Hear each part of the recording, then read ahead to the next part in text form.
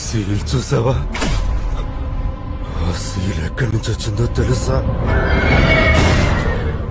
ఆ ప్రాంతం పేరు పలికే లోపే చంపేస్తారు. ఆ ప్రాంతాన్ని కొన్ని తెగలు పరిపాలిస్తున్నాయని, బయట వాళ్ళు రాకుండా చుట్టూ పెద్ద పెద్ద గోడలు కట్టుకుని బలమైన ఆర్మీ, మోస్ట్ అడ్వాన్స్ వెపన్స్ పెట్టుకున్నారని విన్నాం. కానీ అదంతా కట్టుకథ కదా. ఆ ప్రాంతం ఉందో లేదో తెలీదు, కానీ